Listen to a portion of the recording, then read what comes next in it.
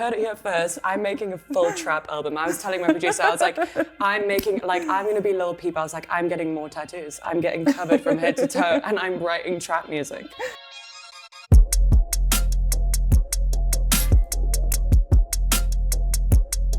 Hi, I'm Rianne Daly. I'm here with Baby Queen for the latest in Enemies in Conversation series. How are you, Bella? I'm good. How are you? I'm great, thank you. Thank you for having me. Of course. We have you here today to talk about the Yearbook, your mixtape that you have coming out. Amazing. And you've split up into different characters like the prom queen, the cheerleader, the goth. Why did you want to do that and bring that element into the mixtape? I feel like for me, the music, when I sort of finished that body of work, it felt really adolescent, and it felt like a story I was writing during my most sort of developmental coming of age years. And so I felt like at any one time I am like loads of different characters, and I felt like I wanted to bring the songs to life and bring that story to life and make everyone that was listening to the music feel like they could grow up with me and sort of come on that journey. Yeah. How do the characters relate to the songs that you had, the prom queen relating to American Dream? I tried my best. There were a few songs that I sort of assigned characters to that were a bit of a reach. But for example, like These Drugs is the goth character because it's a really emo song. And American Dream is obviously the prom queen. Because the name of that song and just the visual that I saw in my head was like the girl in the dress with the sash and everything. So yeah, it was sort of like just trying to bring the songs to life and give them like a human element and each of them a different personality. Why is it important to you to kind of make the songs more 3D in that way so they're not just songs by themselves? I think visuals are really important to me in general. When I'm making music, I see visuals. I don't want to be like one of those people that's like, I see sound and color. Like, I don't see sound and color. But I do, when I make a song that I like, I'll listen back to it and immediately start thinking of the videos and the visuals that come along with that. It's really important for me to be able to build a world around the music that brings it to life visually for people, because all of the music that I loved the most growing up, there was a really strong visual identity that went along with that, and I felt like I could be sort of drawn into that world and be a part of it. Yeah, you described the Yearbook earlier as a coming of age thing, and you've likened it to an American coming of age film before. Were there any movies or directors that influenced it or helped shape it in any way? It's so bad, and it's so tragic because I actually don't watch films at all. No, it's really bad, and people will be like, have you seen this film? I'm like, no, I've never seen it. Pulp Fiction, never seen it. Like, never seen it. I've got ADHD, so I literally can't sit through anything. But Clueless, I've referenced Clueless a lot. And Mean Girls, and like all of those sort of like really, really Americanized high school films. Clueless, as I'm just turning to Amy, my stylist is sitting over there. But we spoke a lot about sort of that like schoolgirl aesthetic sort of thing. Yeah, just things that are like embedded in culture. I need to watch more films. I do know that. I know that I do. Me too, right? It's really bad. So when you were at school, what did people write in your yearbook? Oh, what did people write in my yearbook? So in South Africa, we don't actually do that thing where you write things in each other's yearbooks. We make a time capsule that we like bury in the ground and then dig back out again, and I don't want to see what I put in mine. It's probably like, don't drink, don't smoke cigarettes, and then look at me now. But yeah, no, we don't do the yearbook thing. I wish we did. Like, it's sort of like something that I always saw in films. I think it was really romanticized to me. Yeah. You know what I mean? Like, we don't have the cheerleader thing. Like, that doesn't happen in the UK either. Yeah. But yeah, I always thought it was really cool. I wanted to be a cheerleader. Never got the chance. Same. Let's freaking go. Cheerleading's got right. So the time capsules that you make, like individual ones, or is it a big class thing? No, everyone makes like an individual time capsule. I just remember like going around and filming my sausage dogs, like just these videos of them. I'd give them voiceovers, and Of course. really weird. Like, I'm never opening that. No one needs to see that. Yeah. Musically on the Yearbook, you have a lot of different styles and sounds. Like U-Shaped Hole is a bit baggy, Manchester. American Dream's like very like sparkling synth pop. What was influencing you when you were writing these songs? I think what's weird about that is I with the mixtape, it's not like now I'm working on the first album and it's very much my mind is consumed with trying to make it sonically cohesive and make it part of the same project. But for a long time when I was writing music, I was just writing, the songs were just like, I'm writing this song, now I'm writing this song, and just following what the songs wanted to do. So I think, you know, each song ended up, I mean, it does sound quite different. Like when you listen through the mixtape, it's not like one of those EPs or whatever where every song sounds like similar or in the same world. But I kind of like that, and it's kind of why the character thing really works. But yeah, they were all just really honest stories of things that happened to me. I like to write songs like sort of like essays that describe everything. If you're going to write a song about drugs, you're going to write every facet of that experience in the 3 minutes. So yeah, it's my mixtape of essays. Let's frickin' go. These songs, compared to your past releases, are kind of more personal and inward-looking. I think the stuff you've released before is more kind of like observational commentary in parts. I know that you said that the first songs you released, you kind of wanted them to be statements of intent. Do you feel like now people know like what values Baby Queen has and what topics are close to you? You have more freedom to kind of go into like new ground? I think so. I think, you know, it was really nice to come out of last year where the, you know, it was like internet religion into buzzkill into medicine. It's just like really weighty topics. And to just feel like I could be like, okay, I can write American Dream now and not feel bad about it. You know what I mean? Because sometimes it's fun to just write a song that's just like, it's just a fun song. It's not supposed to be anything like particularly intellectual or anything. So yeah, I feel like there is more freedom, but going back into the album, now I'm in this space where I'm like, okay, I'm terrified of doing, now I'm going back to like being intellectual again. I'm like, I need to say something important, like I need to change things.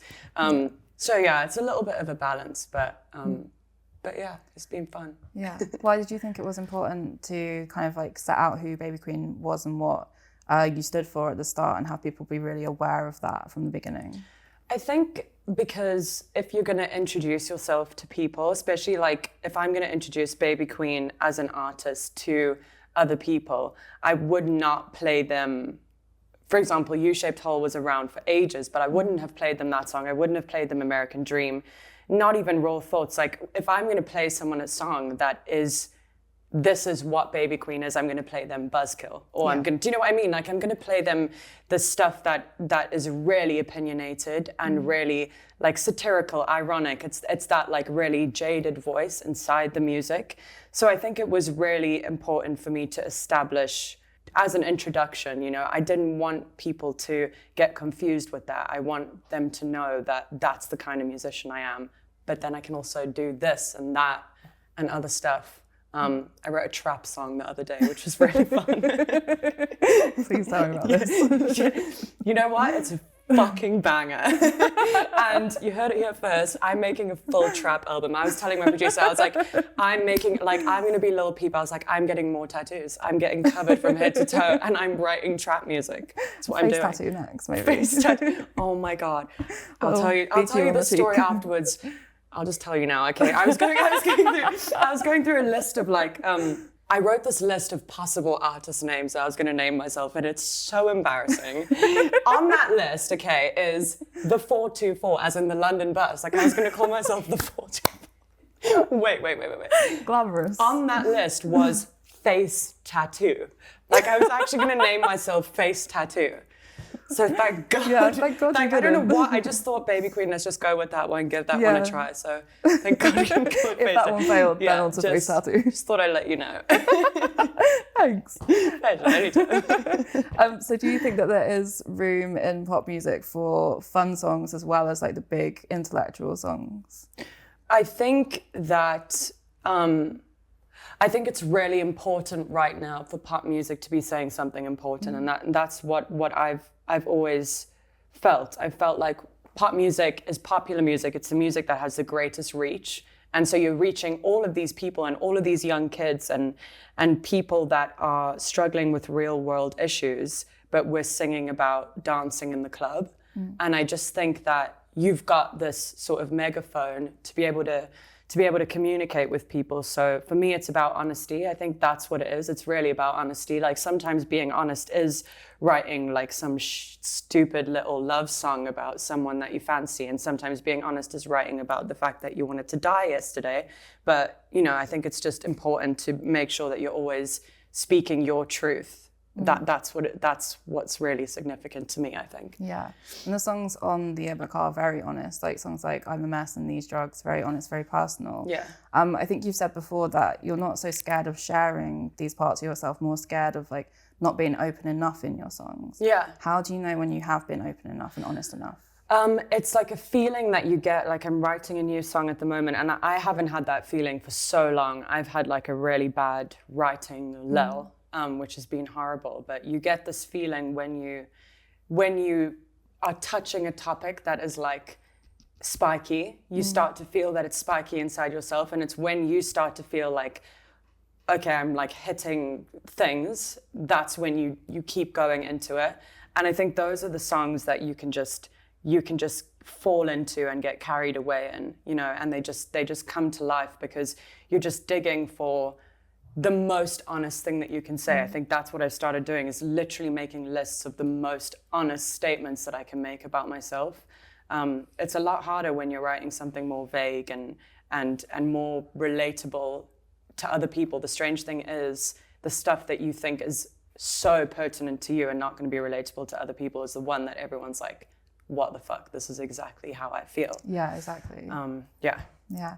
Obviously being really honest has helped you form like a really strong connection with your fans. But is there kind of a point where you think maybe you might have given too much of yourself? Maybe in the future you might give too much of yourself? I've honestly never felt that way, and my mum's sitting over there. She's gonna laugh because we'll go out and I'll be like doing something for work and meet someone new, and I'll be like, this happened this weekend and I did this, and she's like, why are you telling all of these people this stuff? But I just feel like I am just a really open person. I'm really not scared of honesty, and I think that if anything, I'm really grateful for the decision that I made to be as honest as I was in songs like These Drugs, because that's where the real connection comes with other people, and this feeling of like connecting to people in such a unique and really intimate way that I don't think I would have achieved if I had not just let it all out. So there's a song on the Yearbook called Narcissist. I'm going to read a lyric from it to you. I grew up kind of hating myself and letting all you motherfuckers monetize my mental health by letting me believe my personal success was dependent on my weight and the way I dressed. You touched on kind of like the pressures that young people kind of face on social media, on internet religion, but obviously this has been like an issue, like especially with women being kind of like made to conform to like a certain beauty standard for decades. But how do you think like social media and the internet has kind of exacerbated that over the last like few years? I think it's something that's just gotten so much worse. If you think about like kids growing up, I don't know, like 30 years ago, they sort of had printed press and images of beautiful women and beauty standards. So it's sort of always been kicking around. But I think with our lives being now so intertwined with our online identities, we are permanently posting the sort of only the best, you know, brands are only posting the most beautiful girls and do you know what I mean? And you're seeing very specific standards of what it means to be successful. And you're seeing that beauty and success go hand in hand. You are sold by cosmetic companies that beauty equals success and happiness. And I think that that's something that we're just permanently exposed to on social media. We go online and like information overload. Within 5 minutes, you have seen a million things that are going to make you hate yourself. So yeah, I mean, fuck knows what's going to happen to the kids. No, it's bad, man. Yeah, so that song, I wanted to write a song called Narcissist for ages, but I first wrote it, and it was sort of like me talking about how I'm a narcissist, and I actually completely rewrote the song because I thought you can't speak about narcissism without speaking about the reason it is so prevalent in me and in everyone else. Like, everyone's a narcissist. Yeah, it's terrifying. Society's made us all narcissists. Yeah, we are bred to be narcissists. Yeah, exactly. We go through the school of narcissism. It's terrifying. It's true. Have you felt any pressure from the industry to kind of conform to particular beauty standards, or like felt within yourself that you have to look a certain way to be successful? 100%. I think, you know, it's almost like as a kid growing up, you're indoctrinated to have that belief. Yeah. We're in like this cultural matrix that is so incredibly complex and so deeply ingrained into the way that we think. So absolutely. I mean, like, I'm the most insecure person in the world. Like, I'm like really confident, but I'm really fucking insecure. And constantly, like, it's something that I constantly struggle with being online. I'm like, oh my God, like, I hate myself. I hate the way that I look, blah, blah, blah, blah, blah. But essentially, the important thing to remember is that literally everyone is feeling that. Yeah, literally, the biggest supermodels in the world hate themselves.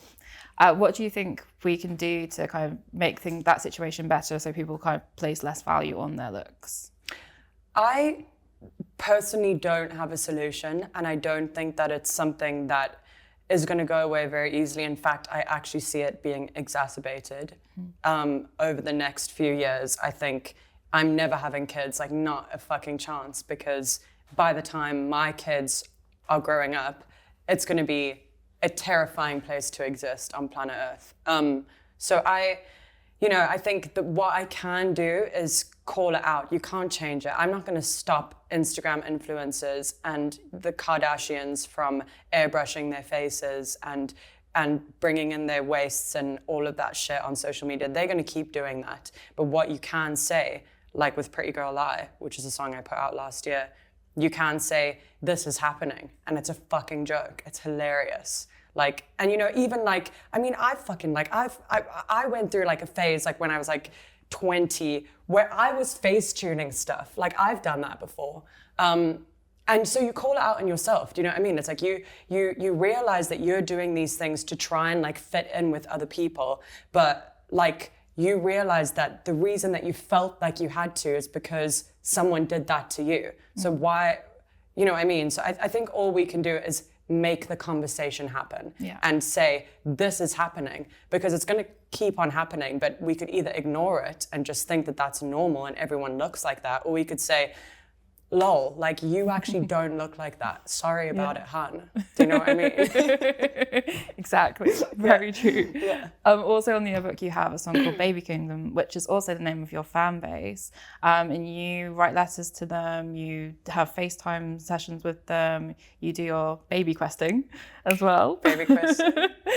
Tell me about your relationship with your fans and what it means to you. I think they are just... I was saying to someone the other day, before I started Baby Queen, before I started releasing this music, I literally just thought everyone was an asshole. I thought everyone in the whole of society and the whole of planet Earth was a vapid, narcissistic asshole. And I think that what I realized when I released this music and started having a relationship with people online is that there's so many passionate, incredible, amazing people that are in pain, that are struggling, that are going through everything that I'm going through. And so, you know, to me, it was like, wow, like I was trying to make other people feel less alone, and I ended up feeling less alone. And it's kind of just like having more versions of you from all over, because if someone's going to listen to my music, it's very like niche thoughts. Do you know what I mean? It's very like certain type of very negative thinking. So I feel like if if people really like my music, it's like very likely that they are really similar to me, and that's what it's been like. It's just been like having a whole bunch of friends, so it's been amazing. Yeah, your whole experience so far has been mostly online, but now that the world is opening up again, you're kind of starting to be able to interact with fans IRL. How has it been so far? Insane.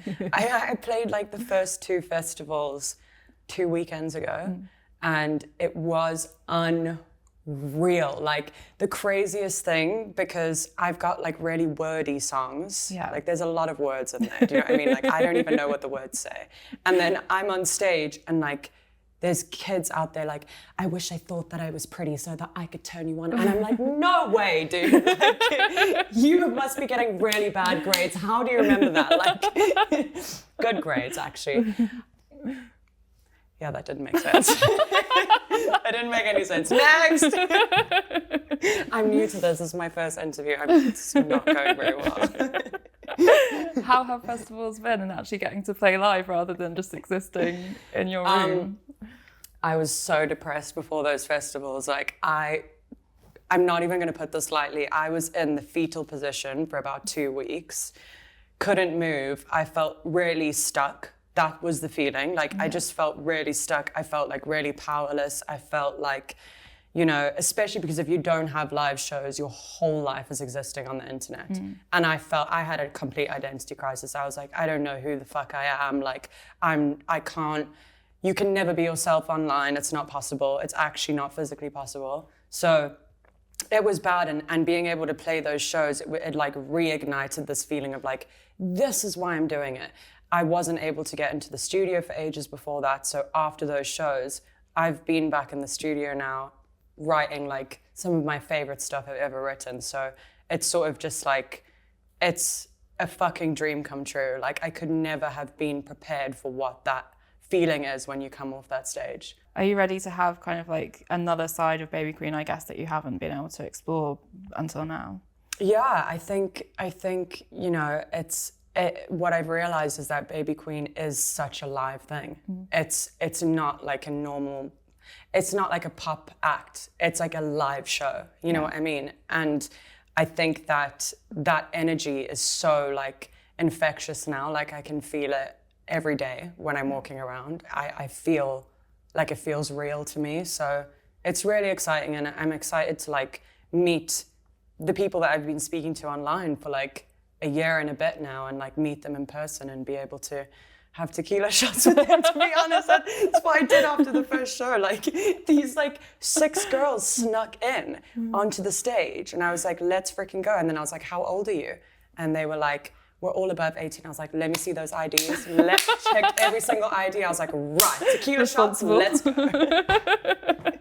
That actually happened. That's a true story. I love it. It has been just over a year since you released your debut single. Have you had time to kind of reflect on the first year of Baby Queen and how it's all been? Yeah, I mean, it's. Do you have time to reflect? Not really, but you do. I mean, I'm such a critical person, so I was talking with a friend the other day, and they were like, "Do you ever have like this moment where you're like, this is amazing?" No, like you don't. Like you have a lot of moments where you're like, I fucked that up. Like that, I hate that thing that I did, or like that was such a big mistake, or I'm never doing that again. Like regret, that's what I feel. but you know, it's like, it's a learning experience. I think that you learn to become more like sort of sure of yourself, and you say no to stuff, and you sort of make your decisions based on like what you really believe Baby Queen is and what it represents and stuff. So when I look back, there's a lot of regret, but you know what? We move. Exactly. Yeah. You're an artist who seems to kind of like know exactly where you're going and what you want to do. So what is next for Baby Queen, and where are you going as an artist? We've got that trap album. Of course.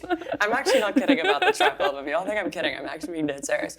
We're working on the debut album at the moment, which is so exciting. I think it is the best music that I've ever made, which is great because I would have hated to have gotten to this point and to think that my best stuff is behind me. And I thought I would be there. I thought that Raw Thoughts would haunt me to the grave. But I'm so excited about it. It's very energetic. It's the same. It's just, for me, it just feels like a more mature, sort of cohesive, the Baby Queen that people already know, but it's just sort of like refined. And I'm so excited about it. And we're just finishing it at the moment. And then I've already got the plan for the second album, got the visuals for the second. I'm so ready to go, man. I'm just like, drop it now. Like, I'm ready. Thank you so much, Bella. It's a pleasure. I'm never doing another interview again. I can't stop talking. Thank you so much. It's nice to meet you. Nice to meet you. Let's go. Yay. I'm leaving.